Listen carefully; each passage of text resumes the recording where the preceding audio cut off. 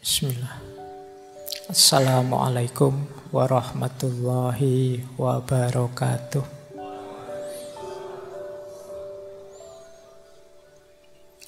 Bismillahirrahmanirrahim.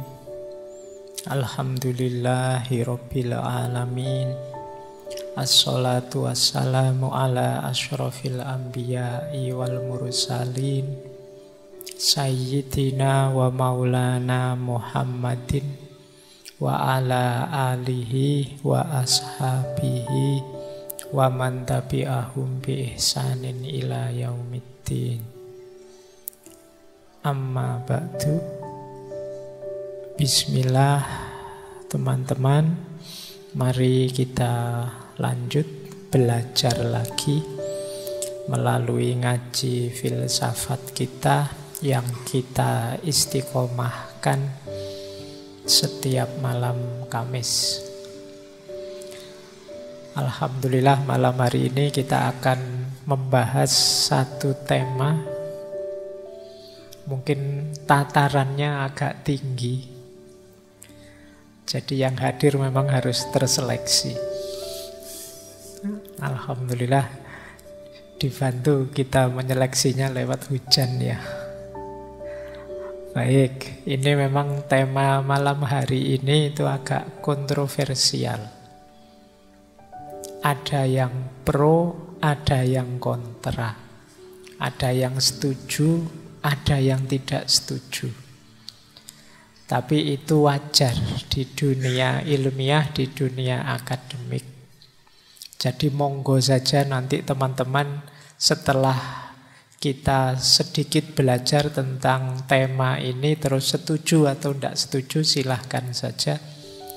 Tapi sebagai orang yang belajar tentu saja apapun itu ya sebagai ilmu patut dan layak kita pelajari. Termasuk tema Nur Muhammad ini. Semoga juga teman-teman tuntas ya belajarnya. Tuntas dalam arti yang saya sampaikan malam hari ini itu nanti banyak isyarat-isyarat, cuplian-cuplian dari berbagai sumber. Silahkan teman-teman yang ingin mendalami, ya dalamilah referensi-referensi yang saya sebutkan.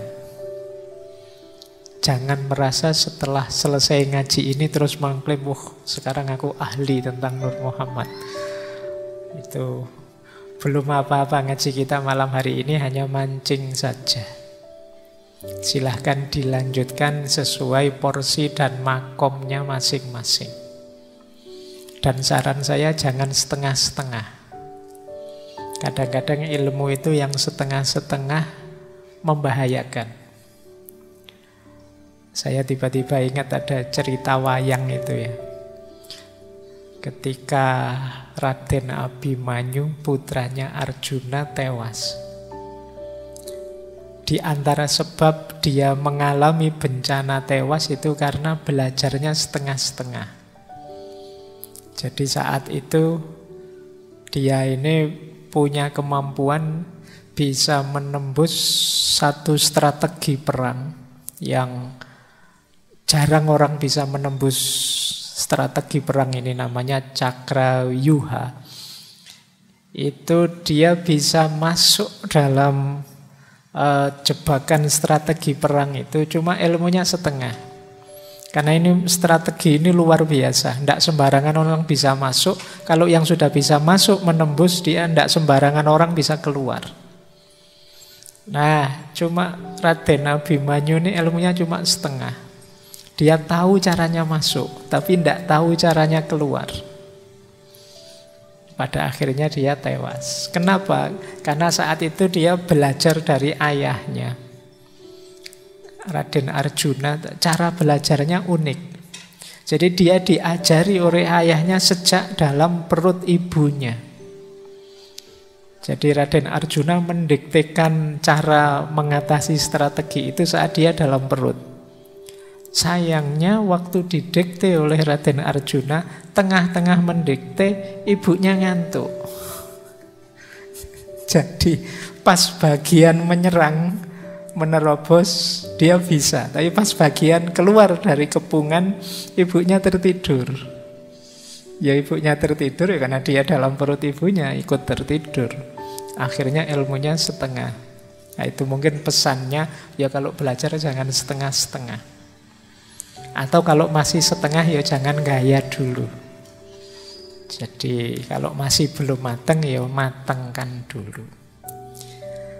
Baik, mau ngomong Nur Muhammad malah cerita wayang. Kita mulai ya pelan-pelan belajar tentang materi Nur Muhammad malam hari ini. Ini nanti akan bertaburan istilah-istilah sufistik, mohon dimaklumi.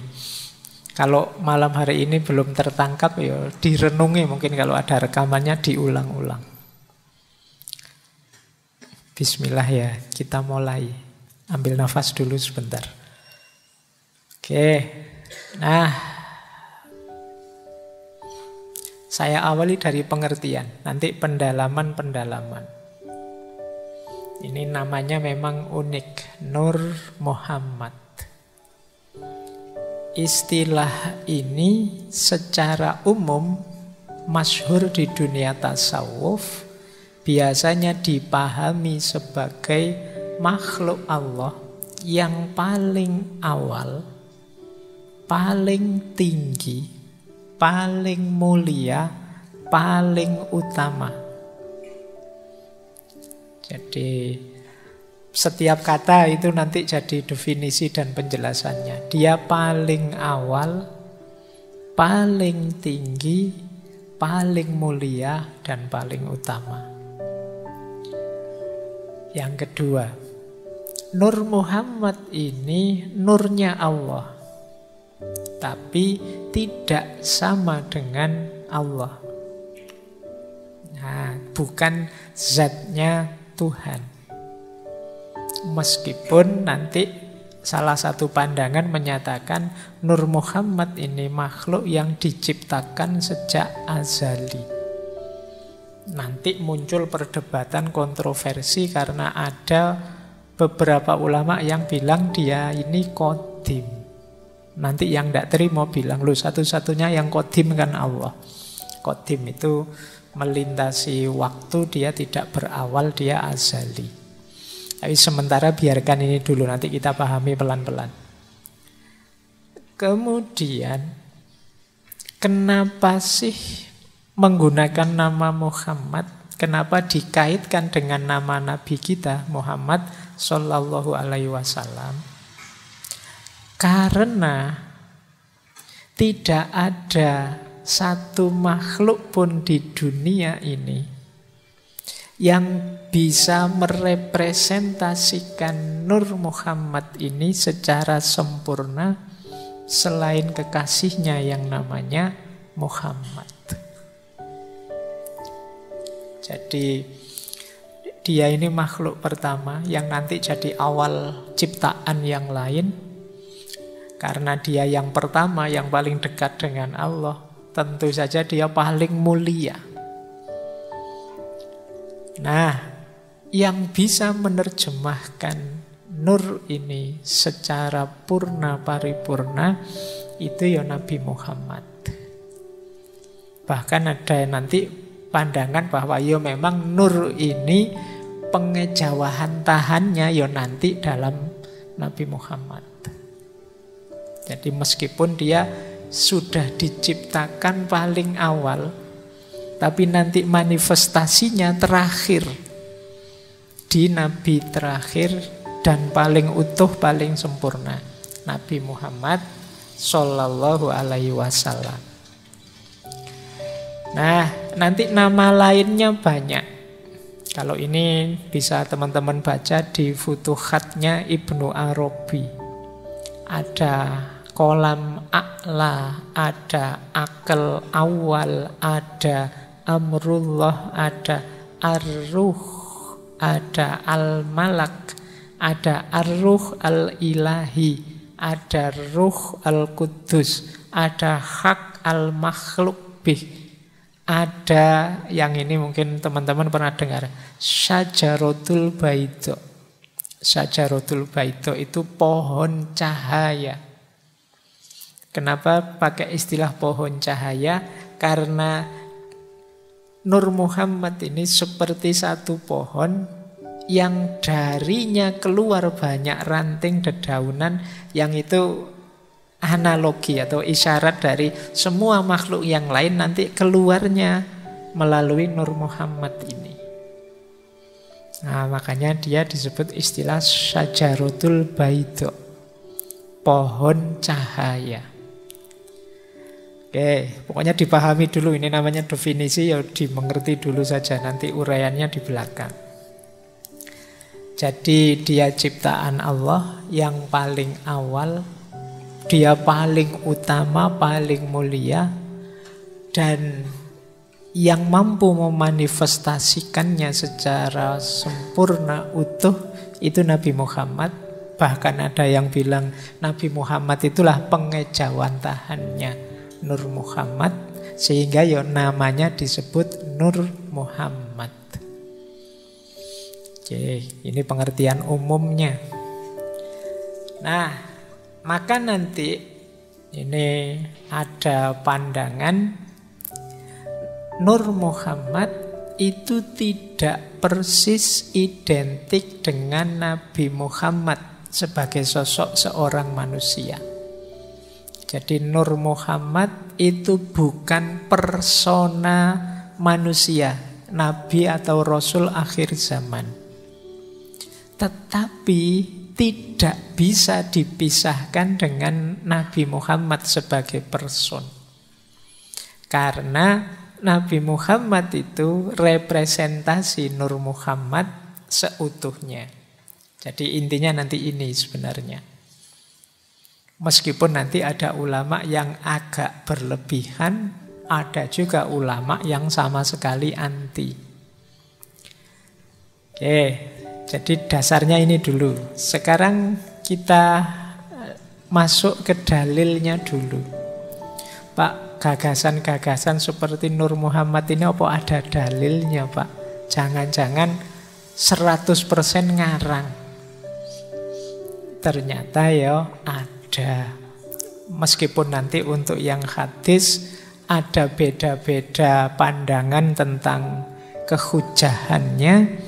Kalau tentang Quran mungkin ada yang beda pandangan tentang tafsirnya. Tapi yang jelas ada. Misalnya kalau yang Al-Quran itu coba nanti dicek ya, surat Al-Maidah ayat 15. Ya ahlal kitab qad ja'akum rasuluna yubayyinu lakum katsiran mimma kuntum tuhfuna minal kitab. Wahai ahli kitab, sungguh telah datang padamu rasul-rasul kita, utusan kita, yang menjelaskan pada kalian banyak hal yang tersembunyi dari kitab wahyunya Allah. Wa ya'fu an katsir, dan dia memberi banyak, memberi pemaafan. Nah, ini loh yang dimaksud Nur Muhammad tadi. Qad ja'akum minallahi nurun wa kitabum mubin. Sungguh telah datang pada kalian nur. Yang nur ini ya tafsirnya Nabi Muhammad. Wa kitabum mubin, dan kitab yang maha menjelaskan. Jadi di ayat ini ditegaskan datang dua hal untuk nuntun kita. Yang pertama nur, maksudnya Nabi Muhammad, dan yang kedua kitab. Nah, ini dipakai sebagai dalil. Ya, itu dalilnya bahwa Muhammad itu disebut sebagai nur, sebagai cahaya. Loh, kalau Nabi Muhammad disebut sebagai nur kan memang istilahnya ya Nur Muhammad. Yang kedua, ini ada hadis rawahunya Bukhari yang bunyinya kuntu nabiyan wa adam bainar ruhi wal jasad. Aku sudah jadi nabi sementara Adam itu masih ada di antara ruh dan jasad. Berarti kan sebelumnya Nabi Adam. Dan ini ada di Bukhari. Silahkan nanti dicek, dianalisis. Yang ketiga, ada hadis. Ini diriwayatkan oleh Jabir. Cuma saya mengambilnya dari kitabnya Syekh Nawawi Al-Bantani. Madarijus Su'ud ila Iktisa'il Burud. Yang artinya begini, saya langsung baca artinya ya. Kalau saya ngomong Arab terus kamu roaming nanti. Jadi ini hadis dari Jabir. Satu ketika Rasulullah ditanya tentang awal sesuatu, apa sih Rasulullah yang pertama diciptakan oleh Allah? Kemudian Rasulullah menjawab, sesungguhnya Allah menciptakan sebelum segala sesuatu nuru nabiyika, nurnya nabimu. Faja'ala dzalikan nur yaduru bil qudrah. Kemudian menjadikan nur itu beredar, berputar dengan kodratnya sesuai kehendaknya Allah. Dan saat itu belum ada waktu, belum ada lauhil mahfud, wala kolam, belum ada kolam, belum ada surga, belum ada neraka, belum ada malaikat, belum ada manusia, belum ada jin, belum ada bumi, belum ada langit, belum ada matahari, belum ada rembulan.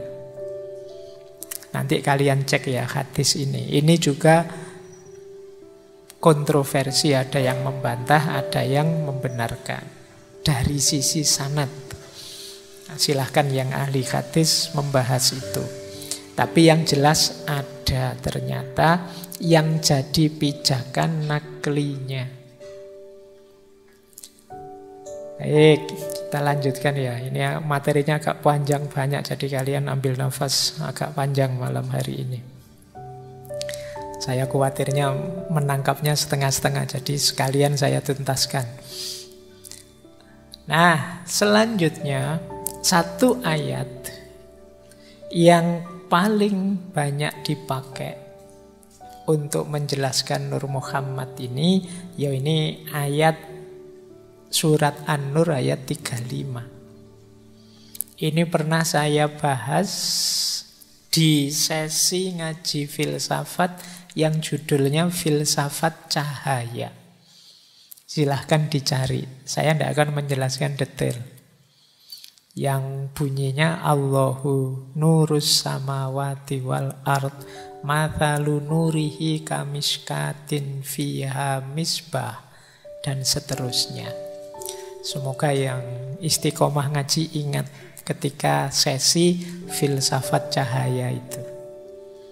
Ayat ini nanti jadi awal munculnya ide yang puncaknya ide tentang Nur Muhammad. Jadi kita awali dari sini nanti. Baik ya, tidak saya baca full. Ini sudah saya jelaskan satu sesi penuh 2 jam. Kalau saya bahas lagi berarti malam ini bahas itu lagi 2 jam selesai ngajinya. Nah, sekarang kita lanjut. Pokoknya malam hari ini agak serius ini. Lanjut ya. Sekarang genealoginya kalau bahasanya Nietzsche ya. Kita lacak asal usulnya. Perkembangan historis seperti apa munculnya gagasan Nur Muhammad ini.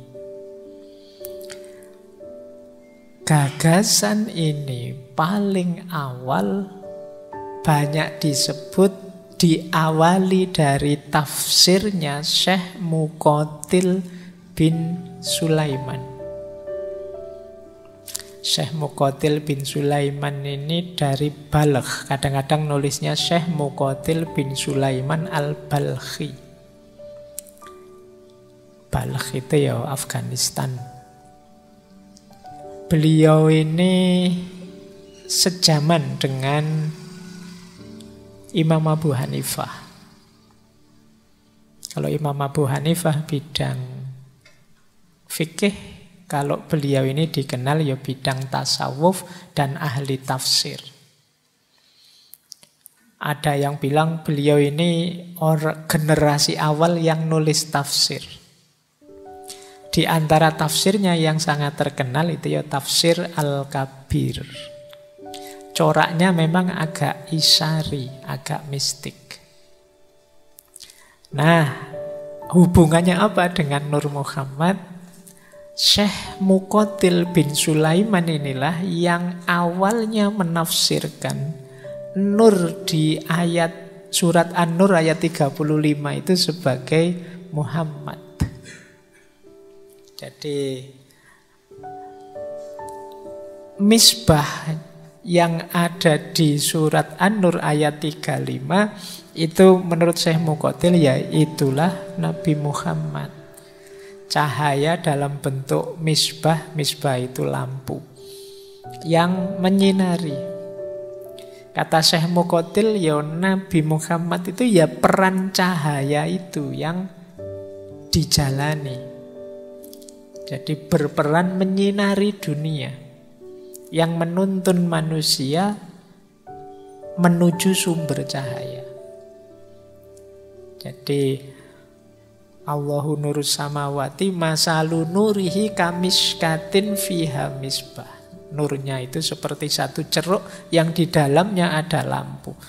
Nah, misbah di situ kan ada yang menafsirkan Allah, tapi bagi Syekh Muqatil itu Nabi Muhammad. Makanya redaksi selanjutnya dalam ayat la syarqiyah wala hurbiyah. Tidak timur, tidak barat. Itu maksudnya risalahnya Nabi Muhammad itu menyeluruh. Tidak terbangtas bangsa timur saja, apalagi timur tengah saja. Tapi untuk seluruh dunia. La syarqiyah wala hurbiyah. Nanti di tafsir Syekh Muqatil itu muncul istilah Nurul Mustafa, Nurul Huda, dan lain sebagainya yang belakangan kan banyak dipakai oleh nama-nama di Indonesia ini kan banyak nama Nurul Mustafa. Ada enggak yang Nurul Huda dan lain sebagainya. Cahaya petunjuk, cahaya yang terpilih. Saya yakin malam hari ini yang hadir ada yang nama Nur atau nama Nurul. Di setiap kelas saya ngajar mesti ketemu kata-kata Nur, Nurul, dan lain sebagainya. Jadi karena memang posisi sebagai cahaya itu kan membanggakan. Dia menerangi sekitarnya, dia jadi penuntun, dia jadi petunjuk. Nah, ini awal sebenarnya belum eksplisit di situ ada istilah Nur Muhammad. Tapi mulai muncul istilah-istilah Nabi Muhammad sebagai cahaya. Nah, nanti karena ini genealogi ya, kita pahami pelan-pelan. Terus mulai muncul banyak istilah tadi, kekaguman-kekaguman kepada Nabi secara alegoris, secara analogis menggunakan istilah cahaya. Termasuk istilah cahaya di atas cahaya. Nurun ala nurin. Nurun ala nurin ini ditafsirkan makhluk hidup semuanya ini kan dalam dirinya ada kandungan cahaya. Tapi puncaknya cahaya ya Nabi Muhammad itu, ya Nur Muhammad itu. Maka Rasulullah itu nurun fauqa nurin. Dia cahaya di atas segala macam cahaya. Selain cahayanya Allah tentu saja. Jadi diawali dari tadi misbah, sekarang jadi nurun fauqa nurin. Dan itu kemudian banyak dipakai istilah cahaya ini dalam syair-syair. Yang paling terkenal kan dalam kitab Maulid Barjanzi, karya Syekh Ja'far bin Hasan Al-Barjanzi. Sebenarnya judul kitabnya bukan kitab Barjanji. Judul aslinya itu kalau tidak salah ya Iqdul Jawahir. Jadi yang ditulis oleh Syekh Al-Barjanji itu nama daerah kelahiran beliau, Syekh Ja'far bin Hasan ini. Beliau ini mufti dari mazhab Syafi'i di Madinah. Meninggalnya juga di sana. Jadi beliau nulis Maulid Barjanji ini yang judul aslinya Iqdul Jawahir, atau ada yang bilang Iqdul Jauhar. Isinya sebenarnya Sirah Nabawiyah, tapi sangat puitis, dan diantaranya menyebut itu nurun fauqa nurin, anta syamsun, anta badrun, dan anta nurun fauqa nurin.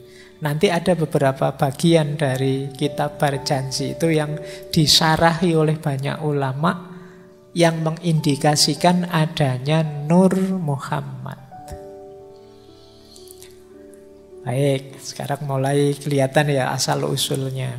Dari Syekh Muqatil kemudian muncul istilah-istilah status kecahayaan Rasulullah, dan pengagungan terhadap beliau menggunakan istilah cahaya. Terus ya, cuma istilah definitif kata-kata Nur Muhammad itu baru muncul pada Syekh Sahal Al-Tustari. Jadi ini ya beliau sufi dari Persia, kelahirannya Tustar, daerah Iran.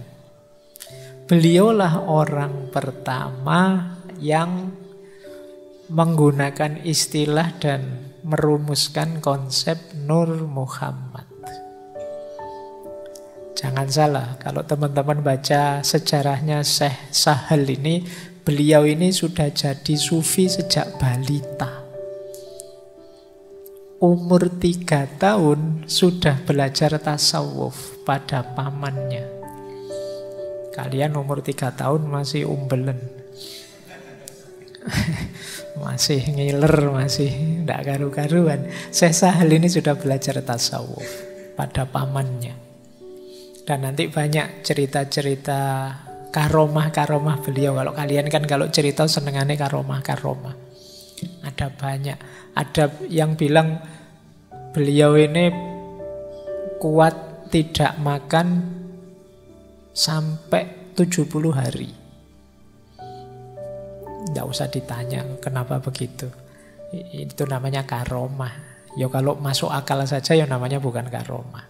Di antara keistimewaan yang diberikan oleh Allah.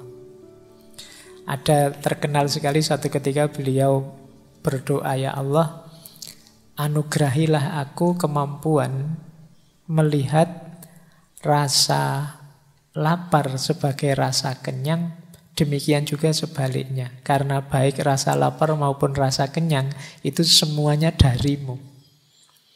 Nah, itu menarik ya kalau pakai teori pikiran kemarin, apa-apa ya dari pikiran sebenarnya.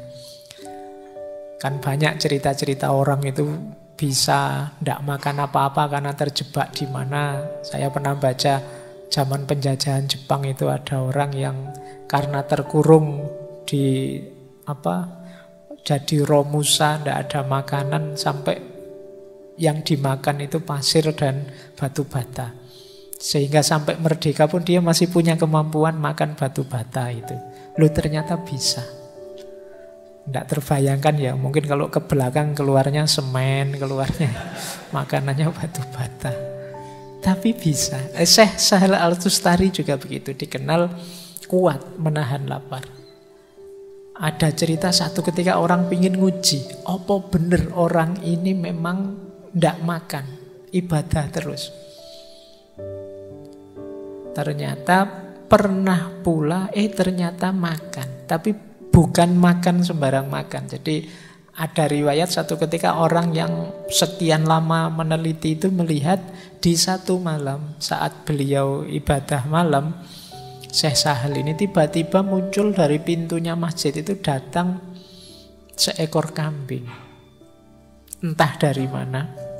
Yang oleh Syekh Sahal terus diajak ngobrol, bicara dengan bahasa Persia. Di riwayatnya memang diajak ngobrol dengan bahasa Persia, mungkin kambing Persia. Kalau kambing Jawa mungkin diajak ngomong bahasa Jawa. Nah, setelah itu Syekh Sahal ngambil gelas, kemudian dari kambing itu beliau mendapat susu dan diminum. Jadi ternyata ada karomah yang lain. Jadi beliau tidak nyari makan, tapi makanannya datang. Ini kan prinsipnya para sufi, orang-orang yang sudah ada di makom tajrid, itu dia sudah tidak mikir dunia lagi karena dia pasrahkan sepenuhnya urusan dunianya pada Allah. Jadi dia tidak ngurusi lagi besok aku makan apa, kerja apa, dapat apa. Itu sudah di luar pikirannya. Dia hanya fokus menomorsatukan Allah saja. Urusan duniaku biar diurusi Allah. Ini namanya orang yang sudah nyampe makom tajrid. Nah, cuma jangan ditiru. Makommu belum ada di sini. Kalau kita kan, ini kalau pakai istilahnya Syekh Ibnu Athaillah, makom kita itu masih makom asbab. Masih sebab akibat. Kalau pengen kenyang ya makan. Kalau pengen dapat makanan ya punya uang. Kalau pengen punya uang ya kerja. Ini sebab akibat. Kita masih ada di situ. Jangan gaya di makom tajrid. Jadi kalau orang di makom asbab kok terus ambisius pengen naik ke makom tajrid, kata Syekh Ibnu Athaillah itu namanya hawa nafsu. Tapi kalau sudah nyampe makom tajrid ya jangan mau repot seperti orang di makom asbab. Itu namanya degradasi. Jadi setiap orang sesuai makomnya. Lupa kan enak nanti yang di makom tajrid, nanti dia berarti levelnya lebih tinggi dari kita. Enggak. Di makomnya masing-masing silahkan mendekat pada Allah sesuai jalannya. Kalau kita yang di makom asbab, yuk kita mendekat pada Allah sesuai kondisi kita, makom kita. Karena ridhonya Allah itu jatuh pada siapa, sepenuhnya hak prerogatifnya Allah. Jadi kalian tidak perlu minder, Pak saya itu apa, Pak saya itu levelnya enggak. Yuk lakukan kebaikan semaksimal mungkin di makommu, di levelmu. Tidak usah nunggu, Pak saya besok aja lah Pak, rajin ibadah, kalau sudah makom saya naik setengah-setengah wali lah. Ya tidak nyampe, makommu masih ada di situ, ya jalankan saja yang kamu mampu di levelmu. Nah, sufi awal yang dikenal mengkonsep Nur Muhammad ini beliau, Syekh Sahal Al-Tustari ini. Beliau juga nulis tafsir. Di tafsir beliau lah nanti muncul gagasan tentang Nur Muhammad ini. Jadi menurut Syekh Sahal Al-Tustari, ini konsep-konsep yang saya jelaskan di awal tadi banyak ngambil antara lain dari konsep awal Syekh Sahal Al-Tustari ini. Jadi yang pertama apa? Allah sebelum menciptakan alam semesta, yang diciptakan duluan adalah Nur Muhammad. Jadi ini ciptaan Allah yang paling awal. Mungkin ada yang protes, kok begitu sih Pak, kok tidak nyambung sih Pak. Kata Syekh Nawawi Al-Bantani, loh itu hak prerogatifnya Allah, mau menciptakan yang awal itu apa. Nah Allah menciptakan yang paling awal itu Nur Muhammad. Nah dalam Nur Muhammad ini, ya dia memang disebut Nur. Anggap saja wujudnya cahaya, meskipun jangan mendefinisikan cahaya seperti lampu listrik sekian watt ini. Jadi bentuknya cahaya dan memang sifatnya qadim. Qadim dalam tanda petik ya, nanti dijelaskan di belakang oleh Ibnu Arabi. Awas campur dengan Allah. Meskipun nanti kalau di Al-Halaj dianggap sama levelnya. Nah, jadi dia prakekal, azali qadim. Meskipun qadimnya dalam tanda petik tentu saja tidak selevel Allah karena dia ciptaannya Allah. Dan selanjutnya alam semesta ini diciptakan oleh Allah melalui Nur Muhammad. Makanya tadi oleh Ibnu Arabi pakai istilah syajaratul baida, seperti pohon yang keluar banyak ranting cahaya. Jadi dari Nur Muhammad inilah nanti muncul banyak makhluk-makhluk. dari level paling transenden sampai level materi. Jadi dia semacam sumbernya eksistensi. Nah, kemudian Syekh Al-Tustari juga menyebut nanti ya surat Al-A'raf ayat 172. Ayat ini kan kadang membuat kita bingung. Di ayat itu disebut sebelum kita ada, di situ ada perjanjian antara kita dengan Allah. Yang di situ Allah tanya pada kita, alastu birabbikum. Kemudian kita jawab bala syahidna. Kan terus kita protes, kapan saya jawab itu? Saya tidak merasa ada loh. Kok katanya dulu ada terus jawab. Nah, kalau di tafsirnya Syekh Tustari ini yang jawab itu ya Nur Muhammad. Dia potensi yang nanti melahirkan kita. Cikal bakal yang dari situ muncul kita. Bahkan ya dalam tafsirnya, dalam ceritanya, Nur Muhammad ini begitu diciptakan, dia sujud pada Allah sekian ribu tahun. Jadi makanya saat itu ada perjanjian. Oke, makhluk akan lahir semua, tapi sebelum dimunculkan diajak berjanji. Jadi semacam disuruh syahadat dulu. Ditanya oleh Allah, alastu birabbikum bala syahidna. Apakah engkau menganggap aku Tuhanmu? Bukankah aku ini Tuhanmu? Terus jawab bala syahidna. Nah, itu ada yang nafsir, yaitu Nur Muhammad, yang dia potensi semua makhluk nantinya. Nah, oke, nanti Syekh Tustari juga menjelaskan manusia itu ada muridin, ada murodin. Muridin itu sisi fisiknya, kemanusiaan kita. Kalau murodin itu hakikat diri kita yang paling dalam. Yang di situ ada Nur Muhammad. Baik, saya lanjutkan ya. Ini masih sejarah, masih kita jelajahi dulu asal-usul dan perkembangan konsepnya. Nah, ini boleh nanti teman-teman cari ya. Ini referensinya Syekh Sahal Al-Tustari, tafsir beliau yang tafsir Al-Quran Al-Azim. Kalimat yang saya kutip antara lain ini, Muhammad yang secara harafiah artinya yang terpuji, diyakini sebagai perwujudan sempurna, cahaya azali yang juga merupakan sumber penciptaan alam semesta, termasuk para nabi dan seluruh keturunan manusia. Ia adalah manifestasi pengagungan sempurna atas zat Allah karena telah menyembah langsung di hadiratnya selama 1 juta tahun ketika masih berbentuk cahaya. Oh, berarti saya tadi keliru bilang ribuan. 1 juta tahun. Meskipun sebenarnya maknanya 1 juta tahun itu bisa kita maknai sangat lama. Ketika bala syahidna tadi. Meskipun eksistensi dan esensi Nur Muhammad bukan eksistensi dan esensi sejati. Kenapa tidak sejati? Karena dia sekedar cahaya yang diciptakan.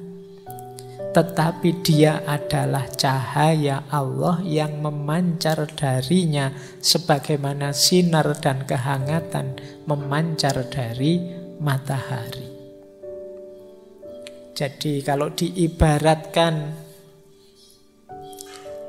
cahaya matahari, Allah itu mataharinya, cahaya itu Nur Muhammad. Cahayanya adalah Nur Muhammad. Jadi ini pakai ibaratnya Syekh Sahal Al-Tustari. Makanya beda. Cahaya matahari dengan matahari kan beda. Tapi dekat, sangat dekat. Bahkan nyambung. Nanti seluruh cahaya, seluruh terang di muka bumi ini muncul dari situ. Oke, ini tokoh kedua yang disambungkan dengan Nur Muhammad. Tokoh ketiga, muridnya Syekh Sahal antara lain Abu Mansur Al-Hallaj. Ini pernah kita bahas satu sesi khusus. Tokoh yang mungkin sangat teringat di pikiran teman-teman karena kontroversinya. Nah, pandangan Al-Tustari ini sangat berpengaruh nanti terhadap Husain bin Mansur Al-Hallaj ini.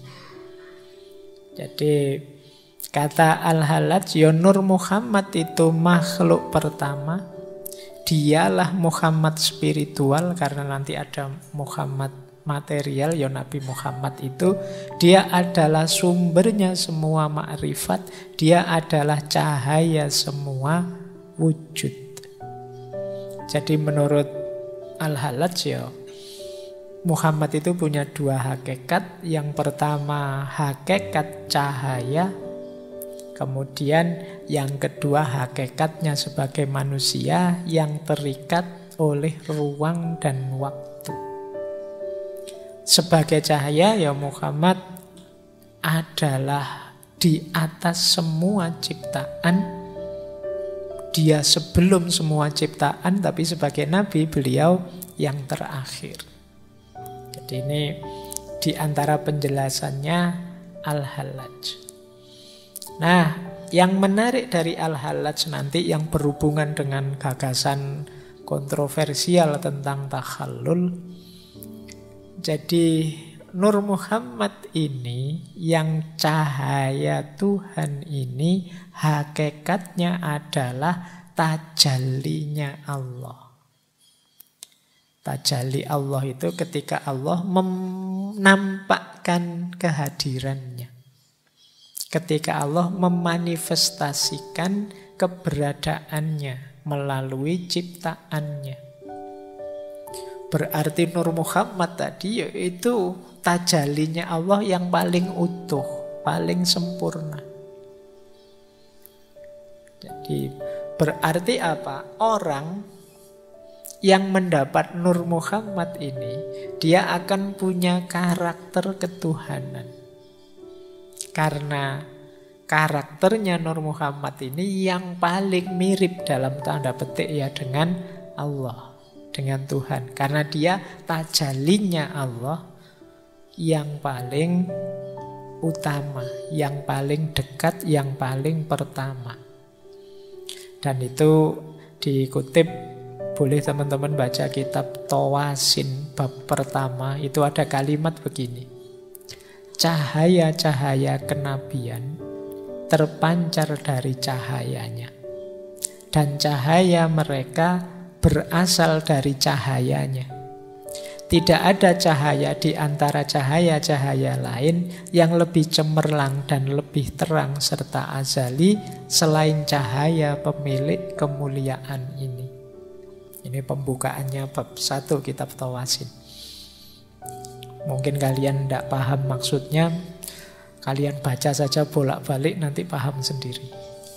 Kalau masih belum paham berarti memang makomnya belum nyampe. Itu kalimatnya berentetan cahaya. Oke ya, jadi intinya Nur Muhammad itu tajallinya Tuhan. Yang dia ini bisa diperoleh oleh siapa saja. Dan manifestasi paling sempurnanya ya Rasulullah. Orang siapa saja tadi yang mencapai Nur Muhammad, ya kalau para nabi otomatis ya, adalah para wali. Jadi para wali itu orang yang mampu mencapai cahayanya Allah.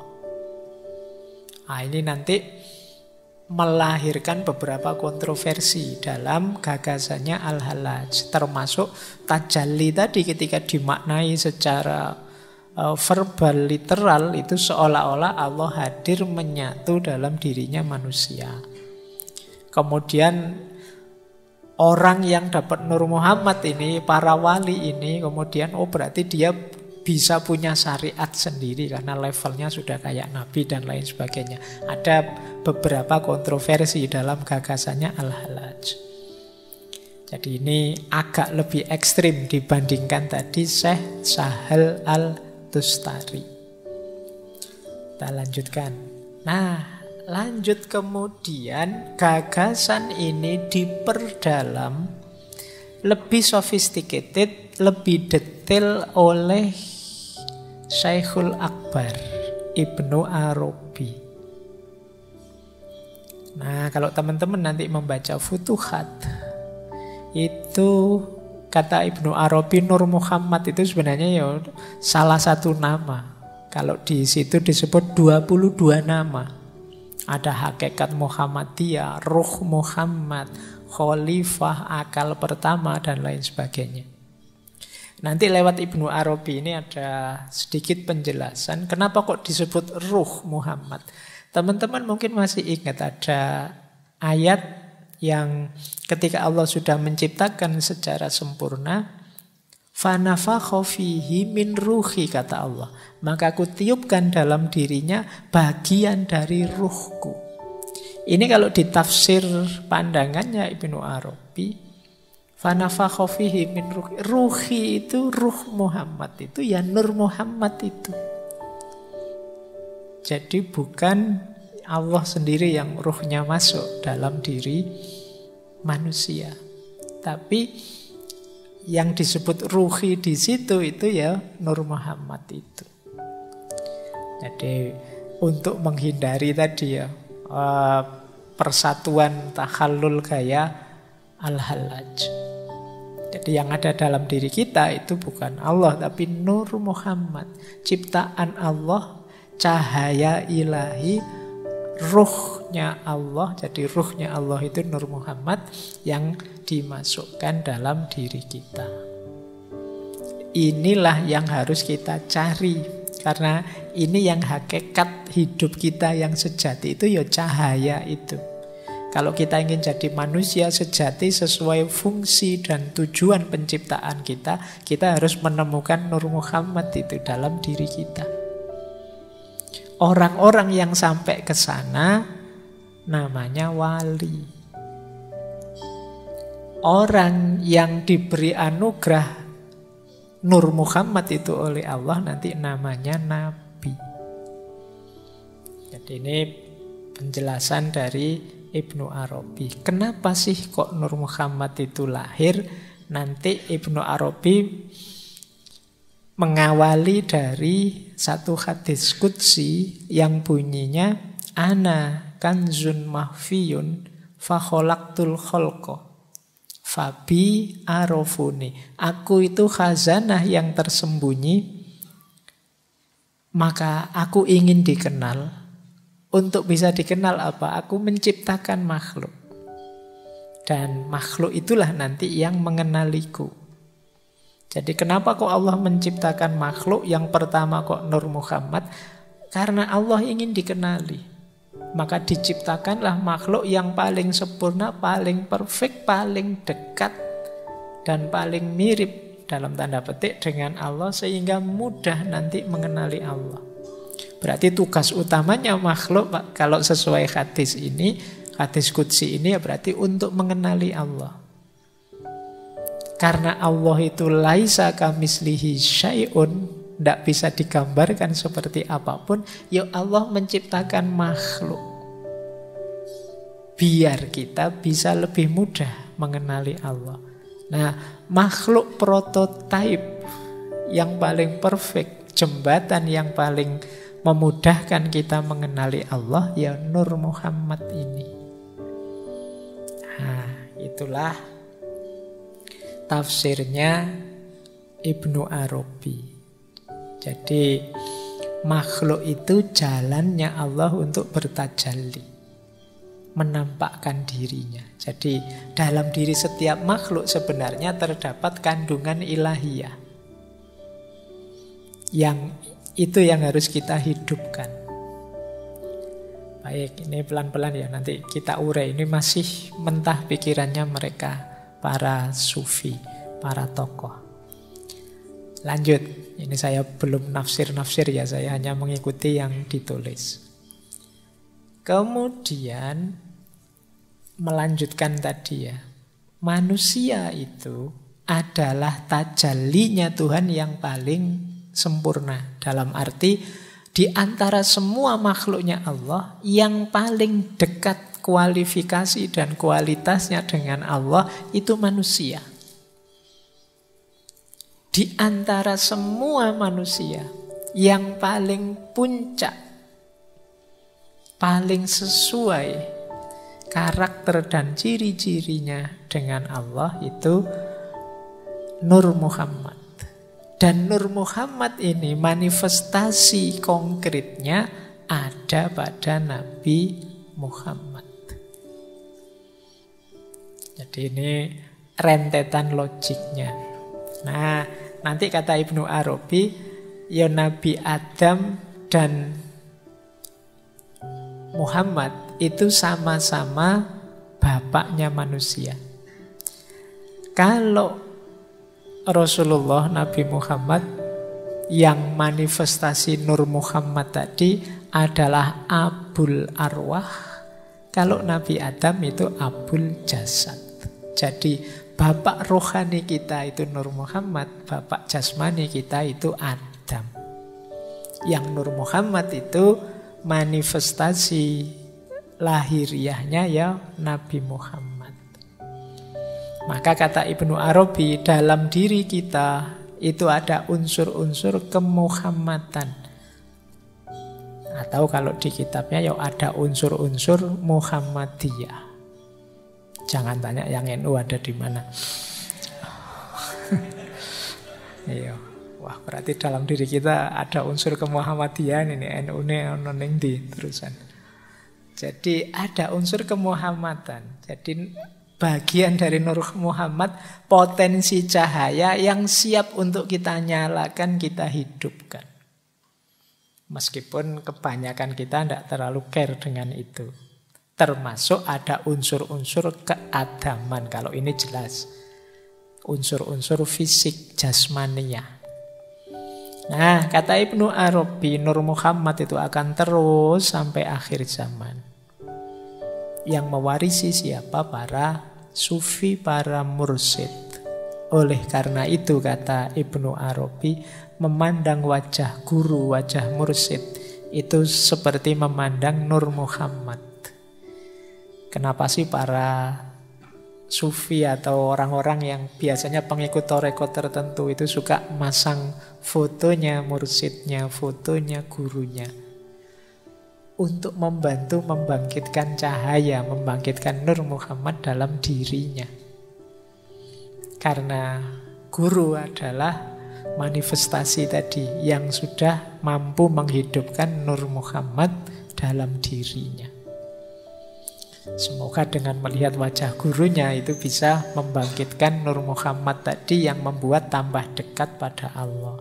Kalau nonton wajahnya gurumu, guru-guru sufi, para mursyid itu kan mengingatkan kita pada Allah, membuat kita tambah dekat. Kan beda kalau lihat gambarnya artis, lihat gambarnya grup band kesukaanmu, pemain sepak bola kesenanganmu. Itu kan kamu terbawa kemana kan pastinya nggak ke Allah. Yang bisa membawamu ke Allah itu kalau lihat gambar-gambar gurumu, antara lain mursyidmu. Jadi kenapa dibalik beliau-beliau itu di dalam dirinya ada Nur Muhammad. Sebagaimana dalam dirimu juga ada potensi cahaya tadi. Jadi biar frekuensimu nyambung dengan frekuensi mereka. Berarti kamu sebagaimana beliau tambah dekat pada Allah. Ini Ibnu Arabi. Kita lanjutkan. Sekarang ke murid beliau, Syekh Abdurrahman Al-Jili. Beliau ini muridnya Ibnu Arabi, masih keturunannya Syekh Abdul Qadir Al-Jilani. Beliau panjang sekali menafsir tentang Nur Muhammad ini.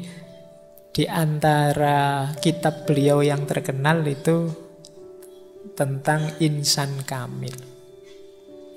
Ini kitab yang 2 jilid besar. Yang 2 jilid itu sekitar 53 atau 54 bab. Saya ingat karena nanti di jilid kedua itu di situ ada penjelasan menarik bahwa Aristoteles itu banyak mendapat pelajaran dari Nabi Khidir. Coba kamu cari penjelasan itu di tulisannya Syekh Abdurrahman Al-Jili ini tentang insan kamil. Tuh, nyambungnya bagaimana antara Aristoteles dengan Nabi Khidir. Nabi Khidir kan lintas waktu memang. Ya sopo ngerti memang menemui Aristoteles. Dan Aristoteles bisa belajar dari beliau, itu berarti punya kapasitas spiritual tertentu. Aristoteles, kadang-kadang kita aja ketemu Nabi Khidir mungkin tidak kenal. Karena itu tadi, frekuensi kita beda. Level kita mungkin tidak nyampe. Tapi kalau bisa sampai belajar ya luar biasa. Jangan-jangan buku-bukunya Aristoteles itu tentang politik, tentang retorika, tentang itu. Jangan-jangan ilmunya Nabi Khidir. Oke, yo percaya ndak percaya monggo saja. Tapi ini yang ngomong sekelas beliau, Syekh Abdurrahman Al-Jili. Baik, ada beberapa yang mungkin perlu kita garis bawahi dari Syekh Al-Jili ini. Beliau melanjutkan gurunya tentang tadi ya, kuntu kanzan mahfiyan fa ahbabtu an u'rafa fa khalaqtul khalqa fa bi arafuni. Aku adalah khazanah tersembunyi, kemudian aku ingin dikenal, lalu kuciptakan makhluk. Dan dengan makhluk itu mereka mengenali aku. Nah, kata-kata kholqo tadi, kata Syekh Abdurrahman Al-Jili, tegasnya fa khalaqtul kholqo itu berarti fa khalaqtu Nur Muhammad. Maka aku ciptakan Nur Muhammad yang jadi sebabnya alam semesta. Kemudian Nur tadi masuk dalam diri para nabi, para rasul, para aulia, orang-orang soleh yang menjadi cerminnya Allah, yang menggambarkan dirinya, namanya, sifatnya, dan af'alnya. Jadi ini mungkin lebih realistis tafsirnya Syekh Al-Jili. Jadi ya ndak di semua orang, karena mungkin ada orang yang jahat, ada orang yang gelap. Fabi arafuni tadi, dengan makhluk mereka mengenaliku, ya makhluk yang baik, yang soleh, yang dekat dengan Allah, yang sadar ketuhanannya Allah. Dan itu para nabi, para aulia, para ulama yang dalam dirinya Nur Muhammad ini hidup. Dari merekalah orang bisa sadar, bisa kenal tentang Allah.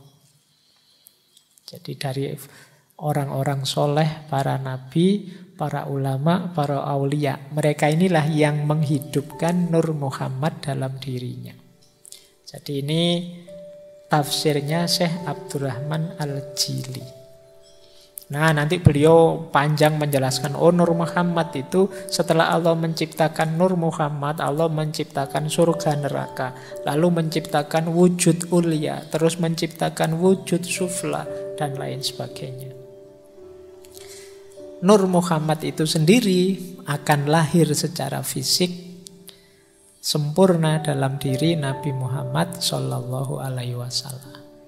Nah, ini tafsirnya Syekh Abdurrahman Al-Jili. Lanjut ya. Nah, beliau saya bilang tadi nulis kitab Insan Kamil. Insan Kamil ini adalah perwujudan Nur Muhammad. Dan hanya Nabi Muhammad yang bisa disebut insan kamil yang hakiki. Nabi-nabi yang lain ya memang perwujudan insan kamil. Para ulama, para aulia iya, mungkin dalam diri kita sedikit iya. Tapi perbandingan insan kamil yang lain dengan Nabi Muhammad, kata Syekh Abdul Karim Al-Jili, itu perbandingan antara yang sempurna dan yang lebih sempurna. Yo insan kamilnya nabi-nabi yang lain juga para wali sempurna, wong namanya kamil. Tapi Rasulullah ini lebih sempurna memanifestasikan insan kamil. Kalau menurut Syekh Abdul Karim Al-Jili ini ya, insan kamil itu ada level bidayah, ada level tawasud, ada level khitam. Di level bidayah itu orang yang mulai dapat mewujudkan asma sifat-sifat ilahiyah pada dirinya. Ini kemungkinan mengelola akhlaknya, perilakunya, takholak bi ahlakillah. Naik satu level tawasud. Di level tawasud ini biasanya sudah dapat wawasan-wawasan kemakrifatan. Di level puncak, level khitam, ini dia bisa merealisasikan citra ketuhanan secara utuh. Nah ini mungkin nanti kapan-kapan kita bahas secara tersendiri ya, karena ureannya panjang. Karya Syekh Abdul Karim Al-Jili ini tentang insan kamil. Selanjutnya kata Syekh Abdul Karim Al-Jili, insan kamil ini muncul setiap zaman, sejak Nabi Adam sampai puncaknya Nabi Muhammad. Siapapun yang bisa mengaktualkan amalan dan tindakan seperti yang dilakukan oleh Nabi Muhammad, maka dia sebenarnya sedang menghidupkan citra yang paling tinggi yang bisa diperolehnya sebagai insan kamil. Jadi kalau kita bingung, Pak, gimana caranya saya menghidupkan Nur Muhammad dalam diriku? Ayo kita ikuti cara hidupnya Nabi Muhammad. Karena beliaulah yang memanifestasikan Nur Muhammad secara paripurna. Itu makanya kemarin di awal-awal sesi kan kita langsung masuk ke akhlak dan adabnya Rasulullah. Loh, penting kita hidupkan itu dalam rangka, yaitu caranya untuk menyalakan, menghidupkan Nur Muhammad dalam diri kita. Yuk kita langsung niru pada yang paling puncak, menghidupkan Nur Muhammad, yaitu Nabi Muhammad sendiri. Jadi caranya mudah, niru. Mungkin kalian gerundel, ya mudah Pak kalau diceramahkan, kalau dijalankan ya tidak segampang itu. Kemarin kalian kan kalau pas kita ngaji akhlak dan adabnya itu kan kalian cuma bisa wow saja kan, wah kan gitu aja nih ya. Setelah ngaji ya hidup kembali seperti biasanya. Nah, padahal kita ada amanat itu. Katanya tadi kan semoga kita bisa jadi jalan dikenalinya Allah. Karena kita diciptakan itu antara lain Allah menciptakan makhluk itu untuk Allah agar dikenali. Jadi paling tidak orang kalau lihat kalian itu ya kesadaran ilahiyahnya muncul. Wah, nonton anak kok sesoleh ini, jadi ingat Allah aku kalau nonton kamu. Itu berarti lumayan kamu bisa membuat orang mengenali Allah dari melihatmu. Kayak kalian kalau lihat para ulama, para wali itu kan jadi sadar Allah. Cuma kan mungkin sekarang ya belum, kita masih di level-level kalau orang lihat kita mungkin pengen mukuli, pengen jengkeli masalahnya. Oke, lanjut ya. Ini kita sudah sampai pada Syekh Abdul Karim Al-Jili. Saya berhenti di sini di Abdul Karim Al-Jili untuk sejarahnya. Setelah ini panjang sebenarnya, banyak sekali ulama-ulama yang membahas tentang Nur Muhammad ini. Meskipun ada juga yang tidak setuju. Ada yang tidak setuju itu alasannya hadisnya. Tadi kan saya sebut hadis. Ada yang tidak setuju itu alasannya terlalu berlebihan mistik sufinya. Ada yang tidak setuju itu karena di antara tokoh-tokoh yang saya sebut tadi ada yang dianggap Syiah, kita kan Sunni. Kemudian macam-macam orang tidak setuju itu. Baik, ya tidak apa-apa, kan tadi saya bilang setuju tidak setuju monggo saja. Tapi ini sebagai konsep, ini bagian yang khas. Kalau dalam tradisi tasawuf namanya tasawuf falsafi. Dalam tradisi filsafat Islam ini salah satu isu yang khas dalam filsafat Islam. Oke, sejarahnya sudah ya. Sekarang kita masuk ke konsep-konsep, teori-teori yang jadi implikasi Nur Muhammad tadi. Implikasi itu berarti kalau kita meyakini Nur Muhammad, terus apa yang terjadi? Ada pandangan-pandangan apa sebagai implikasinya? Yang pertama jelas, kalau kita menerima Nur Muhammad, berarti ciptaan pertama itu Nur Muhammad. Yang itu mungkin polanya berbeda dengan yang kita pahami selama ini. Tentang ciptaan itu kan dalam Islam ada 3 teori penciptaan itu. Ada teori kun, penciptaan dari tiada, kun fayakun. Ini kan paling sering kita pakai. Allah itu ya pingin apa-apa tinggal kun fayakun. Ada model faid. Faid itu emanasi. Jadi emanasi itu pelimpahan. Faid itu dalam bahasa Persia itu kadang nulisnya faiz.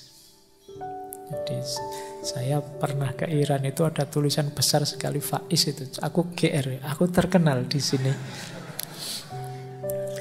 Ternyata itu faid, jadi pelimpahan, emanasi. Emanasi itu logika sederhananya makhluk itu tercipta dengan cara melimpah. Mungkin sulit kalian membayangkan melimpah itu ya. Melimpah itu karena gini loh. Sesuatu kalau kun fayakun kan kayak sulapan. Abracadabra ada, terus kun fayakun. Apa saja terus yang diinginkan Allah hadir ada. Kalau melimpah itu, karena ini para filosof biasanya, tidak mungkin ada sesuatu tercipta tanpa ada bahan dulu sebelumnya. Pasti ada bahannya. Loh, kalau begitu ciptaan itu juga apapun itu ada bahannya. Nah kalau ciptaan paling awal, sebelum ada apa-apa, bahannya apa terusan? Karena tidak ada apapun, ya tentu saja yang ada hanya Allah saja. Berarti ya bahannya ya Allah itu. Berarti apa? Melimpah dari dirinya Allah.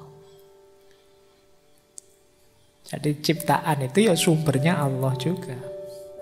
Makanya ciptaan itu berjenjang. Kenapa? Ya kalau sumbernya Allah kan tidak mungkin termasuk yang jelek-jelek juga sumbernya Allah.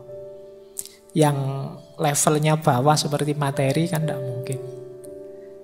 Nah, berarti apa? Ya nanti berjenjang. Limpahan pertama, limpahan kedua, limpahan ketiga, dan seterusnya.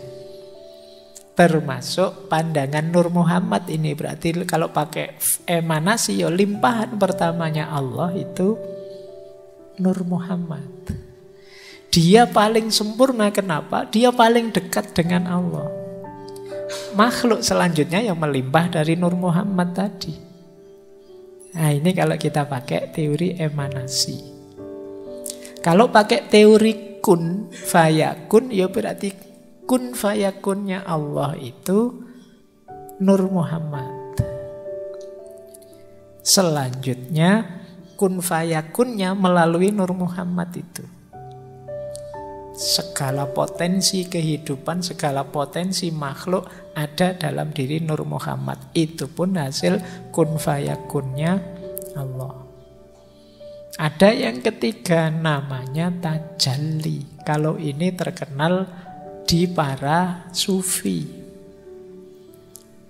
Jadi tajalli itu adanya makhluk karena asmanya Allah. Allah ingin memanifestasikan dirinya.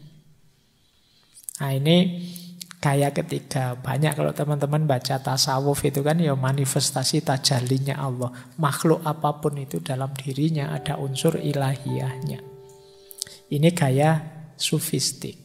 Jadi dalam Islam ada 3 perspektif ini tentang penciptaan makhluk, penciptaan alam semesta. Ada gaya kun, ada gaya faith, ada gaya tajalli. Ini di berbagai ngaji filsafat. Kalau kalian jeli beberapa kumpulan pandangan ini ada. Jadi berarti apa? Ya ada sedikit pergeseran ketika orang menerima Nur Muhammad tadi. Kalau selama ini orang kun itu rasanya kayak Allah itu sibuk sekali. Kun ini, kun itu. Terus kan kun terus. Alam semesta ini banyak. Tapi begitu ada Nur Muhammad, enggak. Kunnya Allah yang pertama ya Nur Muhammad itu. Nanti segalanya muncul dari sana. Ada lagi versi faith. Kalau faith itu ya limpahan Allah yang pertama, ya karakter Nur Muhammad tadi. Dan terus alam semesta melimpah selanjutnya dari situ. Kalau tajalli, ya tajallinya Allah yang paling utuh, paling sempurna, mendekati sifat-sifat dan asmanya Allah ya Nur Muhammad. Yang dari tajalli dalam Nur Muhammad inilah muncul makhluk-makhluk yang lain. Baik, ini implikasi pertama, pandangan tentang penciptaan. Implikasi kedua, kalau ini gambar hubungan tentang Allah dan ciptaannya. Ini yang mendengarkan rekaman suara saja nanti akan bingung karena harus lihat gambarnya. Yang pertama model kalau dalam ilmu tasawuf atau mistisisme yang bulat besar itu model namanya panteistik. Kalau yang kanan, yang bulat kecil-kecil itu namanya model namanya panenteistik. Ini kalau dalam filsafat agama. Panteistik itu Allah meliputi segala sesuatu. Tuhan ada dalam segala sesuatu. Nah, gambarnya seperti itu. Jadi mungkin mudahnya ya. Kalau dalam Al-Quran ada ayat wallahu bikulli syai'im muhit. Allah itu meliputi segala sesuatu. Meliputi itu kan sekeliling kita ini ya ilahiyah semua. Meliputi kayak misalnya ada satu barang di tangan saya terus saya genggam. Itu kan barang ini diliputi oleh tangan saya. Jadi alam semesta itu diliputi oleh Allah. Kalau bahasanya Al-Quran ya Allahu bikulli syai'im muhit. Berarti makhluk-makhluk itu berada dalam Allah. Nah, ketika pandangan Nur Muhammad masuk, ya tidak langsung Allah. Tapi yang bersentuhan langsung dengan makhluk itu Nur Muhammad. Maka gambar yang putih itu Nur Muhammad. Yang kuning itu Allah. Jadi ini coraknya berbau panteistik. Yang ada di pikirannya Al-Hallaj itu yang kiri itu. Jadi makhluk itu ya Allah karena dia berada dalam satu entitas. Ada yang kanan. Yang ini mungkin Abdul Karim Jili tadi dan Ibnu Arabi. Dalam diri setiap makhluk ada unsur ilahiyahnya. Cuma bukan Allah langsung, tapi melalui Nur Muhammad. Jadi berarti apa? Yang saya bilang tadi wa nafakha fihi min ruhi itu sebenarnya yang disebut cahaya ruh dalam diri kita itu ya Nur Muhammad itu. Ya memang dia manifestasi tajallinya Allah yang paling dekat dengan Allah. Kalau kita kebingungan melacaknya, ikuti saja manifestasinya Nur Muhammad yang utuh, yaitu Nabi Muhammad. Nah, ini pandangan tentang hubungan antara Allah dan ciptaannya. Yes. Kalau anak-anak kampus kan mudah kalau membaca gambar-gambar kayak gini. Kecuali yang memang tidak mudah. Oke ya, paling tidak kalian bisa menangkap itu ya. Jadi hubungan kita dengan Allah itu gambarnya kayak gimana sih? Coba kamu balik. Banyak orang gambarnya ya terpisah sama sekali. Allah di sana, aku di sini. Nah, tapi ada juga yang gaya bulat besar itu, ada juga yang gaya bulat kecil-kecil. Kita lanjutkan. Nah, nanti ada pula pandangan tentang alam semesta. Termasuk ini alam ini dalam tanda petik ya. Ini kalau dalam dunia tasawuf yang disebut alam itu sebenarnya analogis tentang keberadaan atau wujud. Implikasi dari Nur Muhammad tadi ya muncul banyak pandangan. Dan ini banyak sufi-sufi Nusantara juga memegangi pandangan Nur Muhammad ini. Sehingga muncul banyak pandangan termasuk tentang alam. Ada martabat 5, ada martabat 7 dan lain sebagainya. Itu implikasi dari Nur Muhammad. Nah, dalam dunia tasawuf alam itu ada 6 level. Ini saya ambil salah satu teori saja untuk memudahkan kita membaca tentang semesta-semesta, tentang wujud. Ada yang paling eksklusif, namanya alam hahud. Kalau di Inggris kan mungkin hines, tentang kediaan. Ini alam paling tidak mungkin dijangkau, yaitu yang berhubungan dengan zatnya Allah. Inilah yang laisa kamislihi syai'un. Inilah alam yang ghaibul ghuyub.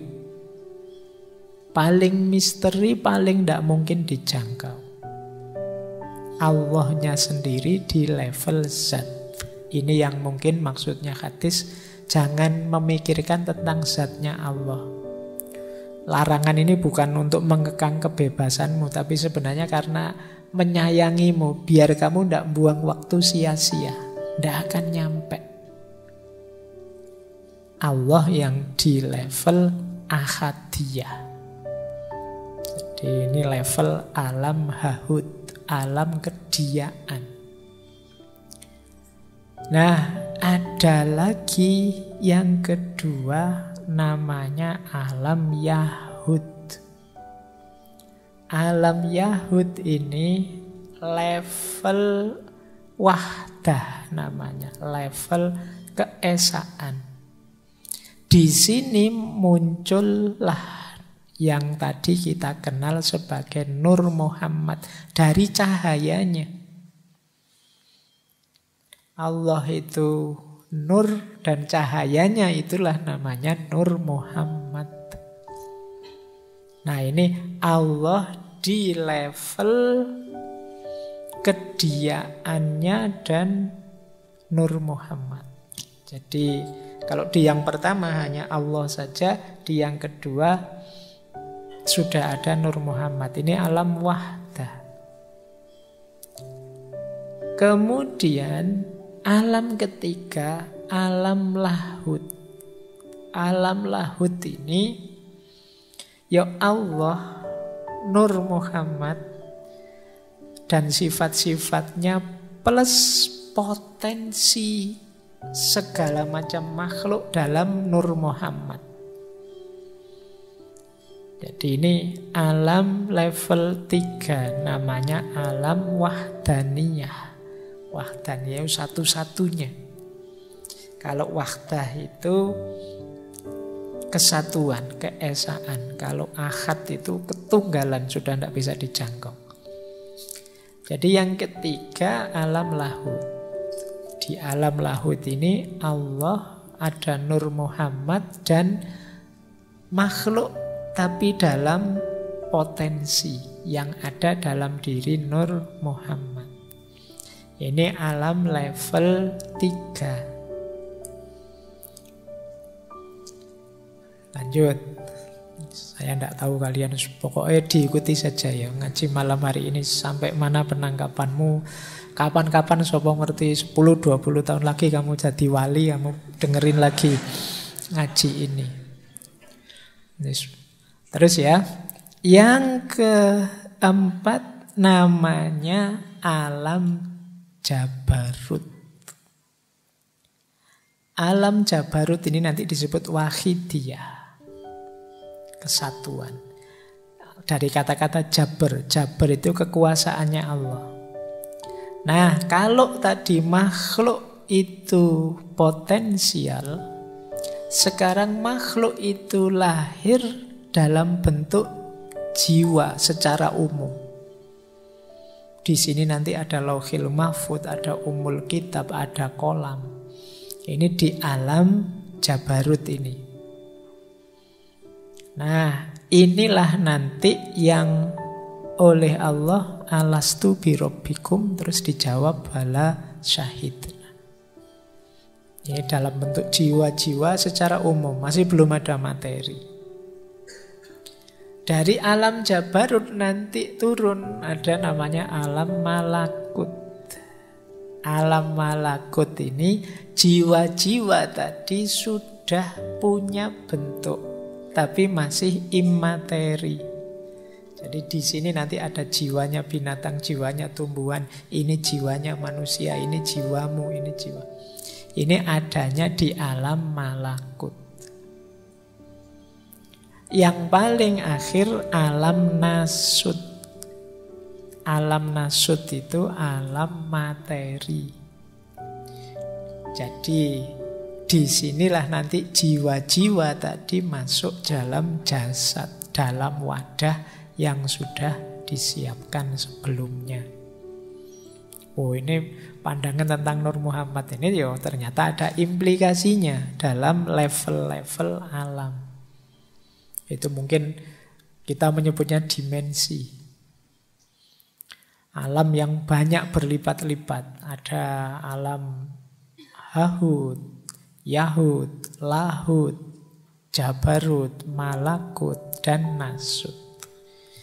Ini mungkin kalau pakai bahasa hari ini multiverse-nya tasawuf.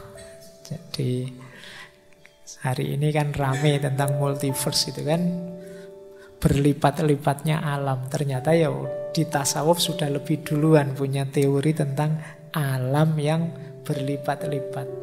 Jadi hidup ini ternyata tidak sekedar yang kita jalani dan nanti sesudah mati. Ternyata ada banyak level-levelnya.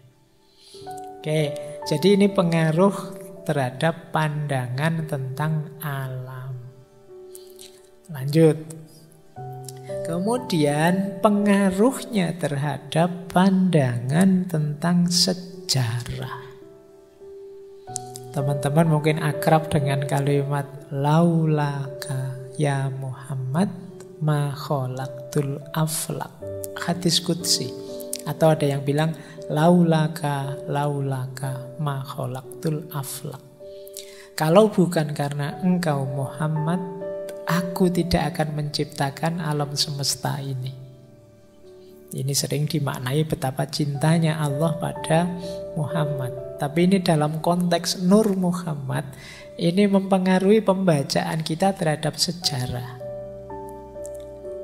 Jadi versi Nur Muhammad ini berarti sejarahnya manusia, sejarahnya Bani Adam itu hakikatnya adalah sejarah Muhammadiyah. Enggak usah takut NU meneh. Saya bilang Muhammadiyah mesti bayanganmu NU. Sejarah kemuhammadan. Jadi Bani Adam, Nabi Adam itu sekitar 6.000-an tahun sebelum Masehi, 600 ribuan sekian itu kan di Ibnu Katsir. Itu sebenarnya sejarah Muhammad. Ini menjelaskannya susah. Bayangkan gini wis. Film tentang siapalah superhero yang kamu seneng siapa? Misalnya film tentang Iron Man. Sutradaranya pengen bikin film Iron Man. Itu kan detail peristiwa, fasilitas, barang, siapa penjahatnya dan lain sebagainya disiapkan dengan fokus pada Iron Man-nya kan. Jadi kalau film ini semacam tokoh utamanya, hero-nya. Jadi semua cerita, semua fasilitas, semua narasi itu sebenarnya mendukung sang hero ini. Itu kan kalau film. Loh, kisahnya tentang Nur Muhammad dan Nabi Muhammad dalam hidup ini mirip seperti itu. Jadi Allah itu sangat cinta pada Nabi Muhammad, maka diciptakanlah alam semesta. Dalam rangka apa? Mensukseskan manifestasi Nur Muhammad dalam diri Nabi Muhammad tadi loh. Yang itu diawali pelan-pelan sejak Nabi Adam, memuncak sampai Nabi Muhammad. Mungkin kamu tanya, tapi kok Nabi Muhammad ditaruh belakangan, Pak? Loh yo lakon itu kan yo datangnya belakangan. Kalau hero itu kan yo mosok datang paling awal. Biasanya kalau sudah masalah memuncak, beliau hadir.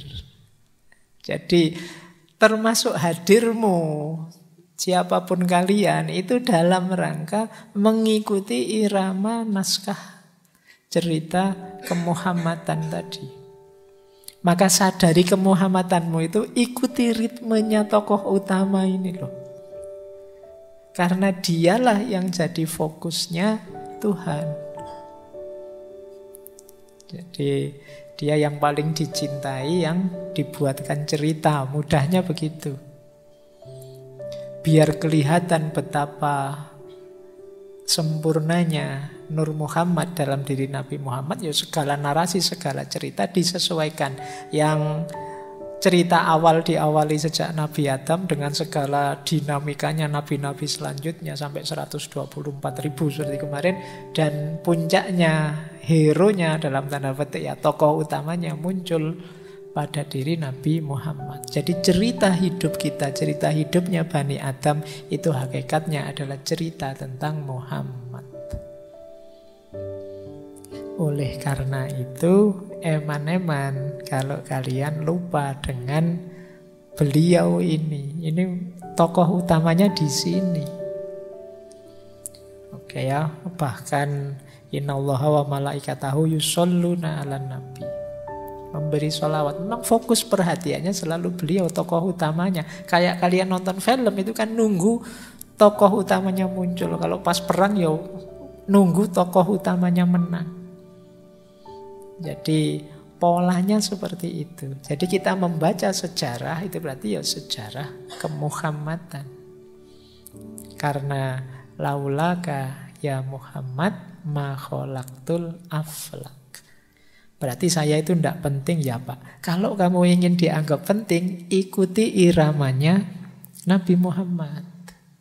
Teladani dia, maka kamu akan jadi orang penting di depan Allah. Karena kehadiranmu hakikatnya dalam rangka perwujudan cintanya Allah pada Nabi Muhammad. Oke, ayo nanti kamu renungi lagi ya hakikat kedirianmu. Cuma ini memang berat diterima karena manusia itu egois. Lebih menganggap diriku yang sejati, diriku yang penting. Kamu kan tidak mau jadi peran pembantu kan, kamu semua ingin jadinya peran utama.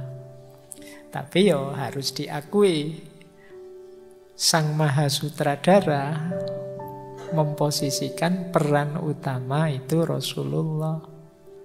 Nah, kalau kalian ingin dicintai juga oleh sutradaranya, ikuti irama hidup gaya Rasulullah. Baik, jadi ini diantara makna dari Nur Muhammad tadi, termasuk kalimat yang masyhur ini, laula kaya Muhammad ma khalaqtul aflak. Kalau bukan engkau wahai Muhammad, aku tidak akan menciptakan alam semesta. Baik, kita lanjut. Satu lagi implikasi pemahaman dari Nur Muhammad tadi. Dari situ nanti, dari pandangan tentang nur tadi, berarti cahaya itu ada spektrumnya, ada tingkatannya. Ada cahaya yang hakiki, ada cahaya imateri, ada cahaya materi. Ini kita lihat ya, ini menjelaskannya pelan-pelan. Saya kasih contoh saja. Cahaya yang paling bawah misalnya, cahaya materi. Materi itu berarti yang fisik. Fisik yang mengikuti ritme cahaya. Misalnya kebaikan. Kebaikanmu sedekah. Ketika kalian sedekah misalnya memberi uang fakir miskin. Ini kan jenis aktivitas cahaya. Cuma sifatnya materi. Kelihatan. Di balik kalian bersedekah materi ini, di balik itu ada cahaya imateri, yaitu cahaya jiwamu, namanya sifat dermawan. Sifat dermawan ini sebenarnya di balik itu ada bentuk paling ideal dari sifat dermawan, misalnya yaitu ketika kalian bisa dermawan sekaligus ikhlas, tidak mengharap apa-apa selain Allah saja. Karakter puncak kedermawanan semacam ini, itu karakternya Nur Muhammad. Dari mana sumbernya karakter puncak Nur Muhammad semacam ini? Dari cahaya yang hakiki, yaitu Allah. Jadi ini level-levelnya cahaya. Kalian belajar misalnya, membaca buku. Membaca buku itu belajar. Ini cahaya materi, di level materi. Aktivitas yang baik, aktivitas yang soleh. Sifatnya kan kematerian, kelihatan, bisa dilihat oleh panca indera. Tapi jenisnya cahaya. Nah, ini lahir kalian bisa membaca karena cahaya imateri, yaitu kesadaranmu untuk iqra, untuk belajar. Ini kan jenis cahaya juga. Nah, pola iqra yang paling ideal itu ikutilah Nur Muhammad. Yang sumbernya cahaya yang hakiki, yaitu Allah. Nah, ini level-level cahaya namanya, spektrum cahaya. Dari level paling materi sampai level paling tinggi. Pak opo ya memang diawali cahaya. Ya ada juga yang tidak tersentuh cahaya. Misalnya kalau tadi sedekah, ya berarti yang tidak tersentuh cahaya itu berarti pelit. Tidak mau ngasih apa-apa. Ini berarti dia tidak tersentuh cahaya, namanya kegelapan. Ada yang cahaya di materi tapi imaterinya tidak. Kamu sedekah tapi pamrihnya besar. Nah, ada yang imaterinya bercahaya tapi belum memuncak. Tidak sampai level Nur Muhammad yang sempurna. Ya kayak kita, wah saya bukan nabi ya Pak, tidak bisa seikhlas itu misalnya ya. Tapi itu tetap cahaya meskipun belum puncak. Jadi yuk kita berusaha memuncak. Nah, jadi ini tingkat-tingkatan cahaya namanya. Oke ya. Nanti diulang lagi, didengarkan. Ada banyak contoh tentang ini dalam hidupmu. Jadi kalau ingin mencahayai hidupmu secara sempurna, ya cahaya materi dinyalakan, cahaya imateri dalam dirimu dihidupkan, dipuncakkan sampai level Nur Muhammad. Oke, lanjut. Saya tutup malam hari ini dengan pandangannya Imam Nawawi. Tadi sudah saya singgung sedikit pendapatnya Imam Nawawi Al-Bantani. Kan banyak kontroversi-kontroversi tentang Nur Muhammad ini. Kata Imam Nawawi, kalau ada orang kok rewel, tidak mau menerima konsep ini, ya ndak apa-apa. Tapi kata beliau, konsep Nur Muhammad itu kan ndak sulit sebenarnya dipahami. Karena dia statusnya adalah makhluknya Allah. Bukan Allah kok. Dia itu ciptaannya Allah. Yang pertama, sebelum menciptakan makhluk lainnya. Keimanan kita, kata Syekh Imam Nawawi Al-Bantani, kepercayaan kelompok Ahlus Sunnah wal Jamaah tidak akan cacat, ternoda, terkontaminasi atau sesat hanya karena mempercayai konsep Nur Muhammad.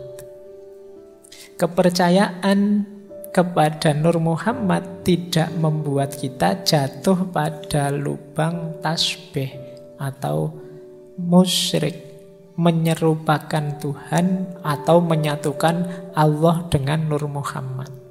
Nur Muhammad ini statusnya makhluk, tidak sama dengan Allah. Hanya saja makhluk yang paling utama, yang paling mulia, yang paling penting di hadapan Allah. Dan itu kan hak prerogatifnya Allah untuk menciptakan makhluk yang paling awal siapa dan apa.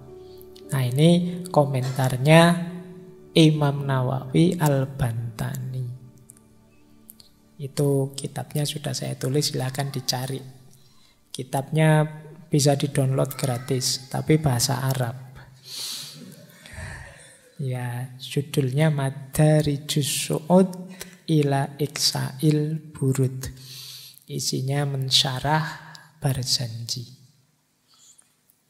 Baik, terakhir, saya tidak berani panjang-panjang. Ini ulama-ulama yang membahas Nur Muhammad. Jadi banyak kok ulama yang mengulas ini.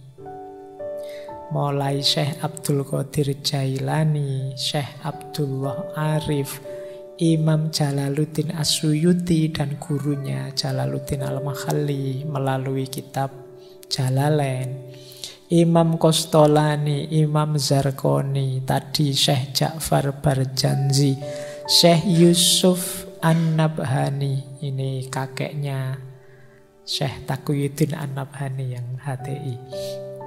Tapi ini kakeknya, beliau ini sufi. Kemudian Syekh Nawawi Al-Bantani, ini Indonesia ya.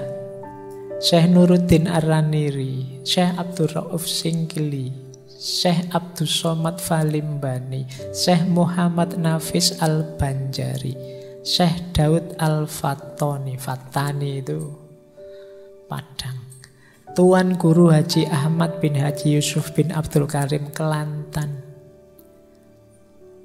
Allamah Abu Abdullah Syekh Muhammad bin Ahmad Illisi, ada yang membaca Ilyusi. Ini beliau yang mensyarah, menghasiah kitab Barzanji.